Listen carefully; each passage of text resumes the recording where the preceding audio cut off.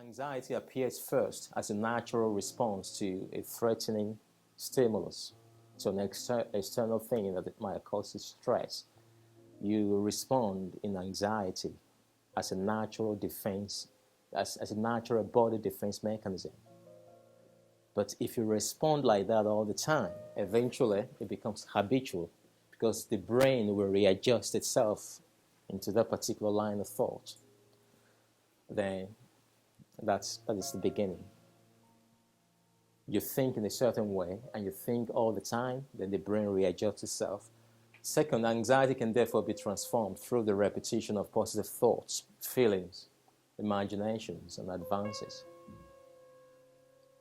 The surest way that we found to transform anxiety for long term, for longevity, is through repetition of positive thoughts. A lot of people will come to you and say, well, pay me £500, then I'll give you 5 steps to transform anxiety. And overnight, you're going to be completely, spotlessly, completely healed. Think twice before you part with the money.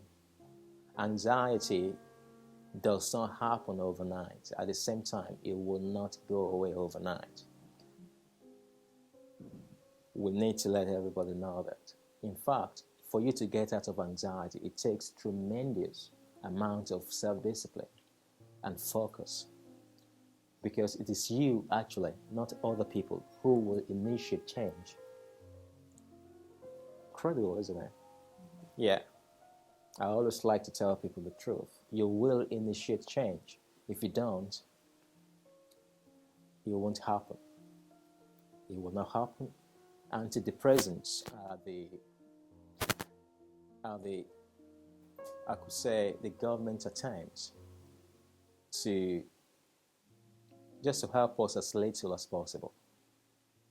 Well, we can't dismiss it, because without them, a lot of people would have had it so worse.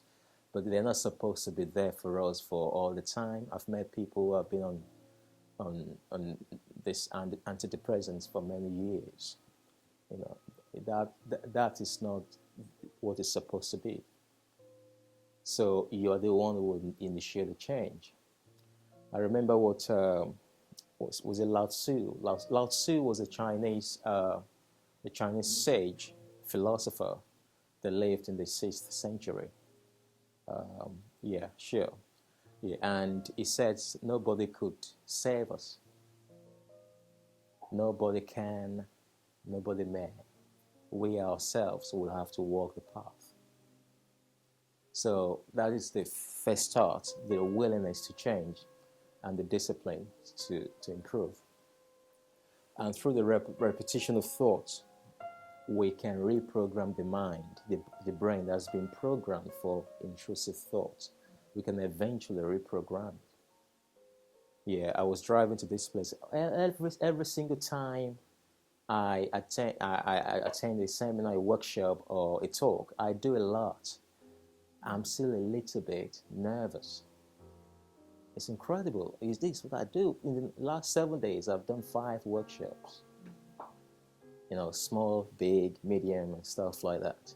And I've been doing them for a long time. I should be very confident, like, yes, everything's fine. But if you have a history of anxiety, you understand what I mean. It doesn't totally disappear. But what is very significant is the control that you have. Absolutely. It makes a lot of difference. When you have the control, then you are no longer incapacitated or crippled by anxiety.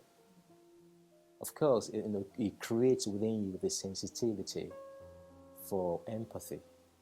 That's one of the positives. Yeah, absolutely. And unless you experience it, you won't understand what we're talking about. So, pardon me. I will just catch the last one.